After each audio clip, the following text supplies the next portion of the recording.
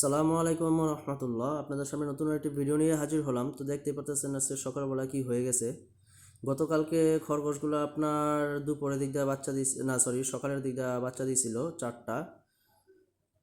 তো বাচ্চা দেওয়ার সাথে সাথে মনে করেন আমি ওরা না খাঁচায় আটকাইছি যেন আপনার বাচ্চাগুলোকে ঠিক মতন ফিডিং করাইতে পারে।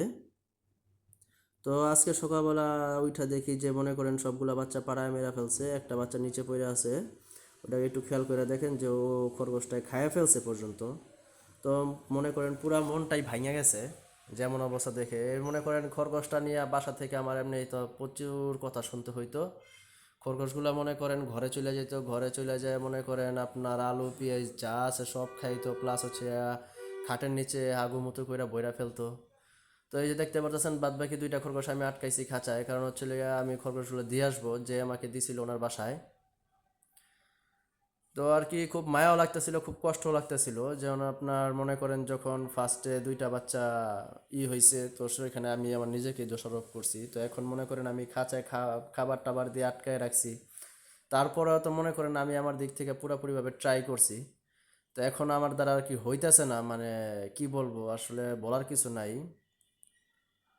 মানে কি মানে এমন একটা জিনিস হয়েছে, মানে একটা শখ করে একটা জিনিস আনছিলাম, বাট করতে পারলাম না। তো যাই হোক, আমি খরগোশগুলো রেডি করব আজকে, মনে করেন ওনাদের বাসায় নিয়ে দিয়ে আসবো। আর আর কি মনে করেন শুধু পালতে পারতেছি না, ওদের বাচ্চারা মাইরা ফেলতেছে, খায় ফেলতেছে। দেখতেই পারতেছেন যে কি অবস্থা করছে। মানে খুবই একটা খারাপ লাগছে খরগোশটার জন্য। তার জন্য আর কি সব কিছু রেডি করে ওনাদের বাসায় নিয়ে দিয়ে আসবো। ভাইয়ের সাথে কথা হয়েছে, ভাইয়া বলছে যে ঠিক আছে ভাই আমি বাসায় আসি, তুমি নিয়ে আসো আমার জন্য। তো আমি আর কি ওনার জন্য নিয়ে যাব। তো একটা ব্যাগে বইরা নিয়েছি, ব্যাগে বইরা ওনাদের বাসায় আমি নিয়ে গেছি।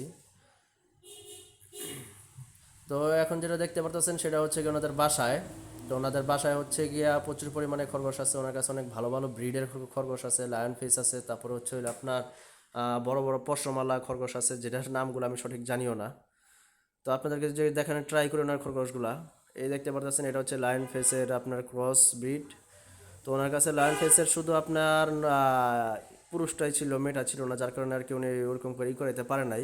তবে যেরকম ব্রিডগুলো আসছে হয়তো আরেকবার ব্রিড দিলেই লায়ন ফেস হয়ে যেত।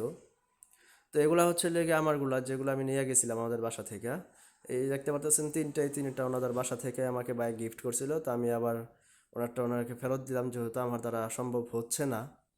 তো শুধু শুধু খরগোশটাকে কষ্ট দিয়ে লাভ নাই। তো ভাইয়ের এখানে যে সমস্ত খরগোশগুলো আছে এগুলো আমাকে দেখাইতেছিল একটার পর একটা। দেখেন কত সুন্দর খরগোশ। এটা হচ্ছে গিয়ে লায়ন ফেসের ক্রস। তো মাশাল্লাহ খরগোশগুলোর ওয়েট অনেক বেশি, মাত্র 2 মাসের বাচ্চা। তো মাশাল্লাহ অনেক ওয়েট আসছিল এবং খরগোশগুলো দেখতে অনেক সুন্দর হতো। গতকালকে আবার ওনার নাকি আপনার লায়ন ফেস যেই পুরুষটা ছিল সেটা মারা গেছে। তো যাই হোক, দোয়া করবেন ভাইয়ের জন্য আর আমার জন্য দোয়া করবেন। আসসালামু আলাইকুম।